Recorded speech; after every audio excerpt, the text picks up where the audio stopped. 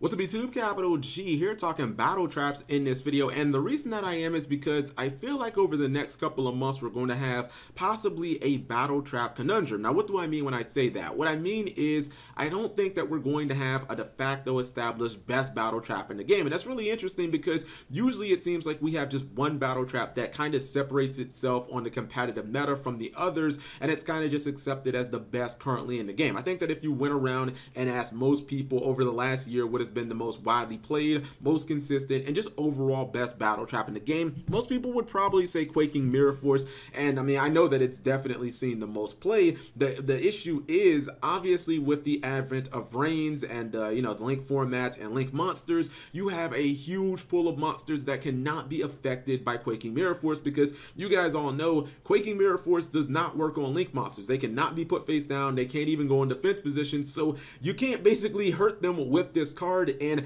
as we get more and more Link archetypes, it's just going to get honestly worse and worse for the card. In fact, the playability is just, as we go on, just going to go down and down potentially. But how much of that, you know, affects your opinion on the card when it's only on Link monsters that this card isn't effective? Because again, it has been considered the strongest battle trap in the game for like the last year. And I kind of thought about it at first and I was like, well, maybe everybody won't play Link monsters or the Link archetypes, but you also have to consider that a lot of people are going to play Link monsters in their extra deck whether their archetype is Link based or not. If I'm playing something like Dark Magician or Phantasms, am I running Link monsters in my extra deck? Hell yeah, because in Dark Magicians, a lot of times your Dark Magician is completely expendable because of Eternal Soul, so why not trade a Dark Magician in for a Link Spider and then summon my Dark Magician back for free anyways? If I'm playing Phantasms, why wouldn't I give up a 2000 attack token for a Link Spider? During my next turn, I get that token back for free, usually with the effect of Pacifist, and then since I still have nothing but normal monsters on the field, it still doesn't lock me out of any of my Phantasm spells and traps. So you're going to have these decks that aren't even Link based, that are just going to be playing Link monsters, and I don't know, I feel like the popularity of Links themselves might just completely threaten this card. You look at the original Mirror Force, what some people have been actually looking at, or honestly I kind of put Blazing up here just to be complete. I don't really think anybody has played Blazing outside of like burn decks, but let's just focus on the original Mirror Force. This is a card whose, I mean, its entire identity has been threatened by the play of My Body as a Shield. You guys know, basically since Raging Tempest has been a thing, My Body as a Shield has been such a big part of the meta, stopping Trident, stopping Dark Hole, stopping Masterpiece, stopping things like Interrupted Slumber, Regeki, etc., Torrential Tribute. And it's kind of interesting because the more people spam the board, the more people run field clearing cards, the worse it arguably gets for Mirror Force, because if you don't think that your opponent will give up 1500 life points to get a 1-for-1, to get their attacks through, and to save all their monsters, like, you are crazy. People are going to continue to run My Body as a Shield until these cards are basically out of the meta. And the interesting thing is, if people tried to force Mirror Force like the original one, if people tried to force this play through, or excuse me, force like play of this card by people just saying, you know, screw it, I'm going to run the original Mirror Force anyways, it could obviously, or it could arguably get even worse the more people played it, because then you could start seeing My Body as a Shield index outside of Zodiac. So it'd be like the more people play it, the less effective it ends up being. It's kind of like that thing where once you get sick and you can't constantly take medicine, otherwise your body will like build up an immunity to it. So I don't know. I found that to be kind of interesting. And then the last one is Storming, and it's kind of crazy because I've always thought that Storming was like one of the worst Mirror Forces, but I personally find myself kind of leaning towards this card. The biggest downfall of Storming is the fact that unless your opponent is running extra deck monsters, or not running but has those on the field, Storming doesn't actually get rid of the monsters. I mean, yeah, sometimes if you hit like a ritual,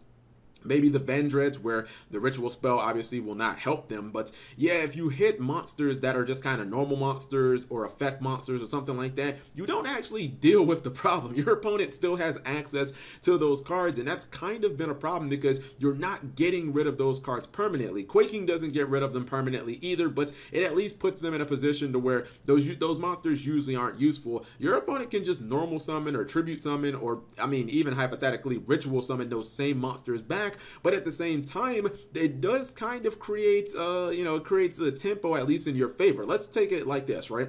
Let's say your opponent has Zodiac Whiptail and maybe something like Thoroughblade on the field, right?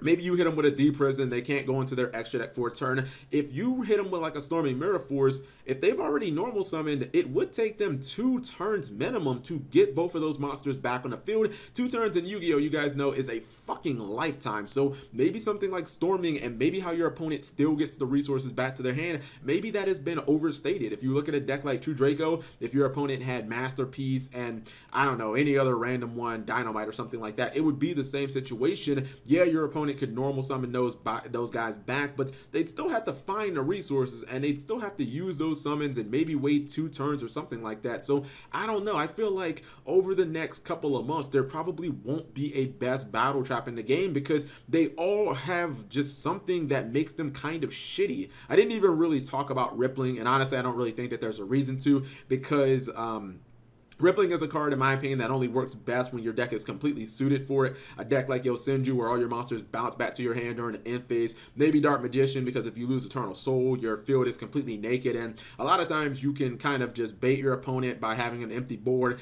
and then you can activate the Mirror Force, or you can activate something like Navigation or Eternal Soul, and then chain the Mirror Force. And when it resolves, it's like you don't have a monster on the field then, but you end up having a monster on the field after that. So I feel like Rippling is just never going to be a card that's widespread throughout the meta. But as great as all these Mirror Forces are, I think we're going to enter a period, mainly because of links and how much it's going to hurt Quaking, where I don't think that there is going to be a best one, and I think that they're all going to have major flaws, and it's just going to kind of be up to the player to decide which is the best Mirror Force. And I know that this isn't super relevant to the high tier meta, Zodiac and Dp-Ygo, but you have to understand, if you're not playing a deck like that's super aggressive in the tier 2, maybe something like Fluffle or Lunar Lights. Maybe Lunar Lights isn't tier 2, but if you're not playing an all-in, just kill your opponent deck, a lot of tier 2 decks run battle traps, and it's just kind of a staple. Even something like Paleozoic is going to be running battle traps forever, so these are things that players definitely have to think about. So do you guys think that I have a point? Which Mirror Force do you think is going to be the best moving forward? Or maybe you think that it's something completely different. Maybe you don't even think the best battle trap, the one that people are going to be running, is going to be a Mirror Force. Maybe you think that it's going to be Dimensional Barrier, or, you know, Memory of an Adversary. I always thought that was a great card.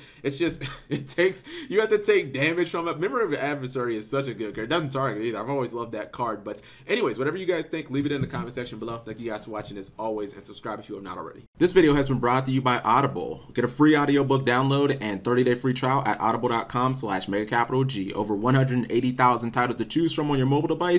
I'm listening to the amazing I Can't Make This Up by Kevin Hart. Link in the description.